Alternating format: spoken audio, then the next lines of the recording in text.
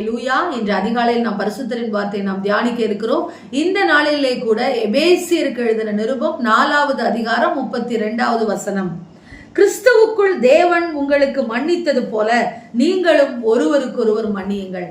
ஆம், இந்த 11வது மாதத்தின் கடைசி நாளிலே இருக்கக்கூடிய நம்மை பார்த்து கர்த்தர் கொடுக்கிற ஒரு ஆலோசனை, ஆவியானவர் நமக்கு கொடுக்கிற ஒரு வார்த்தை என்னவென்றால், கிறிஸ்து உங்களுக்கு மன்னித்தது போல.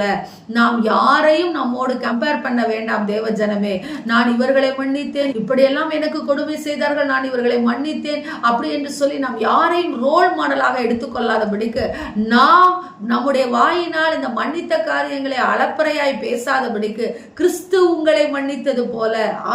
தகுதியற்ற நம்மை, தகுதியற்ற குடும்பத்தில் இருக்கிற நம்மை, குப்பையில கிடந்த நம்மை கிறிஸ்து தகுதி பார்க்காதபடிக்கு விலைக்கிரயமாக அவருடைய இரத்தத்தை கொடுத்து நம் பாவத்தை மன்னித்து நம்மை அவருடைய சொந்த பிள்ளைகளாக மாற்றி இருக்கிறார். ஆனால் மாற்றப்பட்டிருக்கிற நம்முடைய இருதயத்திலே மன்னிக்கிற சுபாவம் என்பது இல்லாமல் இருக்கிறது.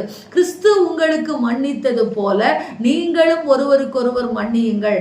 மன்னிக்கும் பொழுது நீங்கள் தேவனுடைய பிள்ளையாய் மாறிவிடுகிறீர்கள். சமாதானம் பண்ணும் பொழுது நீங்கள் தேவனுடைய புத்திரராய் மாறிவிடுகிறீர்கள். தேவ ஜனமே, எனவே ஒருவருக்கொருவர் தயவாயும் ஒருவருக்கொருவர் மனவுருக்கமாயும் இருந்து கிறிஸ்து நம்மை மன்னித்தது போல நாம் பிறரையும் மன்னிக்க வேண்டும். இதோ அவர்கள் எப்படிப்பட்ட உங்களுக்கு எதிராக தவறு செய்திருந்தாலும் அவர்களை மன்னித்து இதோ மறந்து விடுங்கள். மன்னிக்கிறது மாத்திரமல்ல, மன்னிப்பு என்பது என்ன தெரியுமா? அவர்கள் செய்த குற்றத்தை நாம் மறக்க வேண்டும். அதை குறித்து மீண்டுமாய் நாம் பேசாதபடிக்கு அப்படிப்பட்ட ஒரு மன்னிக்கிற கிருபை எனக்கு கொடுங்கன்னு சொல்லி இந்த வேளையில ஜெபம் பண்ணுங்க. சீஷர்கள் செய்த தப்பிதங்களை கர்த்தர் நினைவு கூறி இருந்தால் அவர்கள் மீது பரிசுத்த ஆவியானவரை அவர் ஊற்றி இருக்கவே மாட்டார். கிறிஸ்து ஒவ்வொருவரை மன்னித்தது போல நாமும் ஒவ்வொருவரை மன்னிக்க வேண்டும். இந்த வேதத்தை எடுத்ததனுடைய அடையாளம் மன்னிப்பு. மன்னியுங்கள், பெரிய ஆசீர்வாதங்களை பெற்றுக்கொள்வீர்கள். 11 மாதங்களும் நீங்கள் ஜெபித்து நடக்காத காரியங்கள் இந்த 12வது மாதத்திலே நடக்க வேண்டுமா?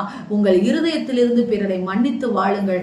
நிச்சயம் கர்த்தர் பெரிய காரியங்களை செய்வார். ஆமென். ஸ்தோத்திரம். எங்களை நேசிக்கிற எங்கள் நல்ல தகப்பனே, இந்த நாளிலே நாங்கள் கேட்ட வார்த்தையின் பிரகாரமாக கிறிஸ்து எங்களை மன்னித்தது போல, நீர் எங்களை மன்னித்து உம்முடைய பிள்ளையாய் ஏற்றுக்கொண்டது போல, சாபமாய் இருந்த எங்களை ஆசீர்வாதமாய் மாற்றினது போல, நாங்களும் பிறருக்கு ஆண்டவரை எந்தவித தடை சொல்லாதபடிக்கு எங்கள் இருதயத்திலிருந்து நாங்கள் மன்னிக்க கர்த்தர் எங்களுக்கு கிருபை கொடுங்க.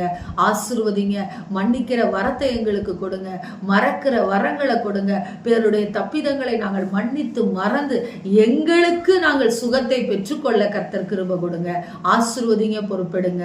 இந்த மாதத்தை முடித்து கொடுத்ததற்காக நன்றிகளையும் ஸ்தோத்திரங்களை ஏறெடுக்கிறோம் நல்ல பிதாவே. Amen. Praise the lord. Hallelujah.